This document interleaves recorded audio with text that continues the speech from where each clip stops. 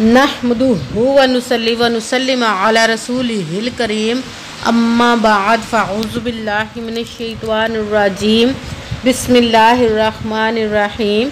मेरे मुअज़्ज़ज़ सामाईन इकराम, अस्सलामु अलैकुम व रहमतुल्लाहि व बरकातुहू। मैं अपने रब्बे कायनात से दुआ करती हूँ कि मेरे जितने भी सुनने वाले हैं, रब्बे कायनात सबको सेहतमंद, तंदुरुस्त और लंबी ज़िंदगी अता फ़रमाए। हम सब के हर मुश्किल परेशानियों, तंग दस्तियों में मेरा रब्बे कायनात हमारी मदद अता फ़रमाए। हमें ज़हनी, रूहानी, जिस्मानी अज़ीज़ और तकलीफ़ और बीमारियों से निजात अता फ़रमाए। हमें ज़हनी और रूहानी सुकून अता फ़रमाए। हमें बीमार दुनिया से बचाकर बीमार मदीना बनाए। और जो हम सब के हक़ों में बेहतर है, मेरा रब्बे कायनात हमारे लिए वो अता फ़रमाए। और जो हमारे हक़ों में बेहतर नहीं, उसका ख्याल भी हम सब के दिलों से निकाल दे और हम सब को अपनी रज़ा पर राज़ी रहने वाला बना दे। आमीन सुम आमीन।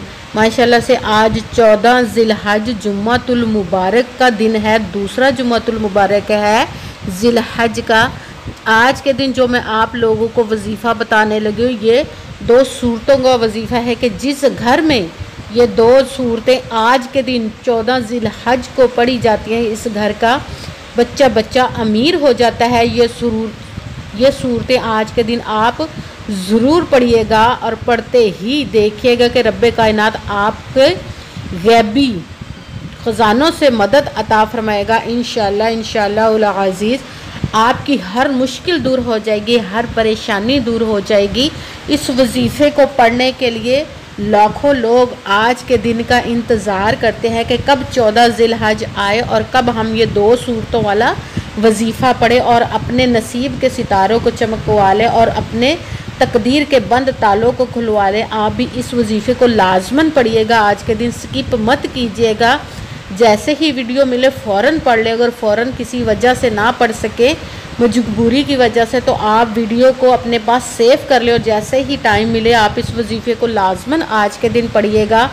और पढ़ते ही आप पर रब्बे कायनात कैसे कैसे मोजज़े अता फ़रमाएगा, आप खुद अपनी आँखों से देखेंगे। आप इस वजीफ़े को किसी भी मकसद, किसी भी हाजत के लिए पढ़ सकते हैं। आपका अपना घर नहीं, घर ख़रीदने के लिए पढ़ सकते हैं। आपके घर में नचाकी है, लड़ाई झगड़े हैं, मुश्किलें परेशानियां हैं, आपके घर में मुफलसी गरीबी है, उसके लिए पढ़ सकते हैं। आपके घर में कोई बीमार है या आप खुद बीमार हैं, उसके लिए पढ़ सकते हैं। आप पर बहुत ज़्यादा कर्ज है, उतरने का सबब नहीं बन रहा, उसके लिए पढ़ सकते हैं। आपके पास अच्छी जॉब नहीं, जॉब लेने के लिए पढ़ सकते हैं। आपका अच्छा भला कारोबार चलता हुआ अचानक से बंद हो गया, उसके लिए पढ़ सकते हैं। आपकी औलाद नहीं, उसके लिए पढ़ सकते हैं। या आपकी औलाद नाफरमान है, उसके लिए पढ़ सकते हैं। आपकी शादी नहीं हो रही या आपके बच्चों की शादियां नहीं हो रही, उसके लिए पढ़ सकते हैं। आपके घर में सुकून नहीं, आपकी ज़िंदगी में सुकून नहीं, आपके रिज़्क़ में बरकत नहीं, उसके लिए पढ़ सकते हैं। मतलब कि आप इस वजीफ़े को किसी भी मकसद, किसी भी हाजत, किसी भी मुराद के लिए पढ़ सकते हैं। मगर जब पढ़ने लगे तो रब्बे कायनात की ज़ाते पाक पर यकीन कामिल रख के पढ़िएगा। कहते हैं कि यकीन कामिल होता है, पीर कामिल नहीं होता। और अच्छी नीयत रख के पढ़िएगा कि रब्बे कायनात कुरान पाक में इरशाद फरमाता है, इन्नमल आमालु बिन्नियात, कि जो अमलों का दारोमदार होता है वो नीयतों पर होता है। अगर हमारी नीयत अच्छी है तो हमारा अमल भी अच्छा होता है, और अगर हमारी नीयत ही अच्छी नहीं तो हमारा अमल भी अच्छा नहीं होता। चाहे हम जितनी मर्ज़ी मेहनत कर ले, जितनी मर्ज़ी कोशिश कर ले, हमें उसका फल, उसका अजर अच्छा नहीं मिलता। इसलिए अच्छी नीयत रख के, पुख्ता यकीन रख के और 5 वक्त की नमाज की पाबंदी आप लोगों ने लाजमन रखनी है। फिर इस वजीफ़े को कीजिएगा और वजीफ़ा करते हुए आपके दिलों में, जहनों में ज़रा सा भी वसवसा नहीं आना चाहिए कि हम ये अमल तो कर रहे हैं, पता नहीं ये हमारी मुराद पूरी होगी या नहीं होगी। आपने सिर्फ मेहनत करनी है, उसका फल, उसका अजर देना उस ज़ाते पाक का काम है, क्योंकि उसकी दस्ते कुदरत से कोई चीज़ बाहर नहीं, उसके कुन कहने की देर हर फ़याकुन हो जाता है। आपने मेहनत करने के बाद उसके कुन का इंतज़ार करना है। इंशाअल्लाह इंशाअल्लाह अज़ीज़ वो आप पर ख़ुसूसी करम अता फ़रमाएगा, गैबी ख़ज़ानों से आपकी मदद अता फ़रमाएगा, गैबी ख़ज़ानों की दौलत की बारिश आप पर अता फ़रमाएगा, आपकी हर मुराद को, नेक व जायज़ को कबूल व मंजूर अता फ़रमाएगा इंशाअल्लाह इंशाअल्लाह अज़ीज़।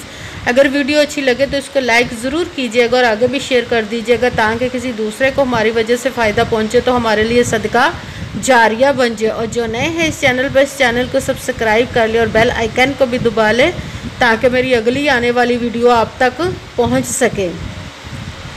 अगर कोई मुझसे किसी मसले के बारे में इस्तिहारा करवाना चाहते हो या किसी काम का हिसाब लगवाना चाहते हो, किसी काम के लिए वजीफ़े का पूछना चाहते हो या कि कुरान पाक ऑनलाइन पढ़ना चाहते हो या महफिल मिलादुन नबी के लिए बुलवाना चाहते हो तो व्हाट्सअप का नंबर वीडियो पर चल रहा है, आप लोग मुझसे रब्ता कर सकते हैं।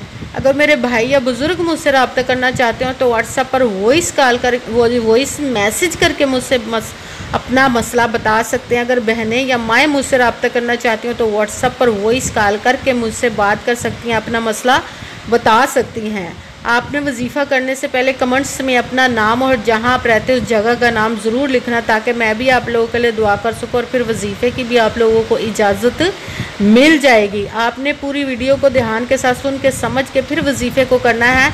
ऐसा ना हो कि आप वीडियो को स्किप कर करके छोड़ के सुने और कोई बात रह जाए फिर आप वजीफ़ा करें और वो ठीक ना हो।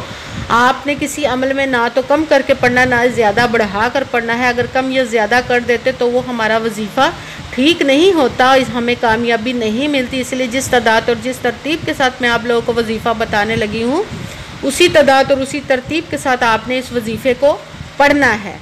आप इस वजीफ़े को आज के दिन किसी भी जगह पर बैठकर पढ़ सकते हैं, घर में, ऑफिस में, मदरसे में, यूनिवर्सिटी में, कॉलेज में, शॉप पे, कहीं पे भी बैठकर पढ़ सकते हैं। मगर जब पढ़ने लगे तो बिल्कुल खामोशी तवज्जो सुकून के साथ पढ़ना है कि वजीफ़े के दरमियान ना तो आपने किसी से बात करनी, ना ही उठना, ना ही फ़ोन इस्तेमाल करना है। अगर दरमियान में हम किसी से बात कर लेते, उठ जाते तो वो हमारा वजीफ़ा ठीक नहीं होता, हमें कामयाबी नहीं मिलती। इसीलिए मुकम्मल वजीफ़ा पढ़ने के बाद ही आपने किसी से बात करनी, उठना या कि फ़ोन इस्तेमाल करना है।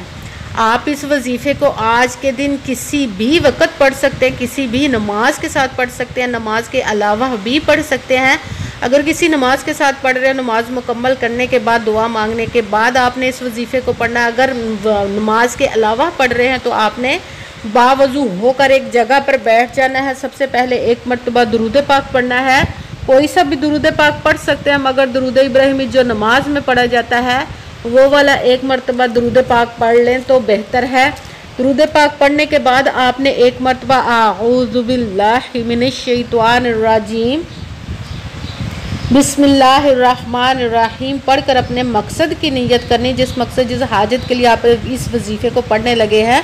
फिर सबसे पहले नंबर पर जो वजीफ़ा पढ़ना है वो रब्बे कायनात के 2 इसमों को मिलाकर पढ़ना और ये ऐसे पावरफुल और मुजर्रब रब्बे कायनात के इसम मुबारक हैं और जलाली इसम मुबारक है रब्बे कायनात के। इनका वजीफ़ा आपने या हय्यू या क़य्यूमू, या हय्यू या क़य्यूमू, या हय्यू या क़य्यूमू, या हय्यू या क़य्यूमू, या हय्यू या क़य्यूमू। इनको आपने 11 मरतबा 11 टाइम पढ़ना है। फिर साथ ही दूसरे नंबर पर जो वजीफ़ा पढ़ना है कुरान पाक की सूरत जिसको दौलत की पावरफुल सूरत माना जाता है, जिसको पढ़ने से कहते हैं कि जिस घर में ये सूरत पढ़ी जाती है उस घर में कभी फाके नहीं आते, उस घर में बहुत दौलत की बारिश होती है। गैबी ख़जानों से रब्बे कायनात दौलत अता फरमाता है। सूरत वाक़या आपने पढ़नी है। एक मरतबा आऊज़ु बिल्लाहि मिनश शैतानिर रजीम बिस्मिल्लाहिर्रहमानिर्रहीम पढ़ने के बाद सूरत वाक़या एक मरतबा आपने पढ़नी है। फिर साथ ही तीसरे नंबर पर जो सूरत पढ़नी है सूरत इखलास पढ़नी है आपने।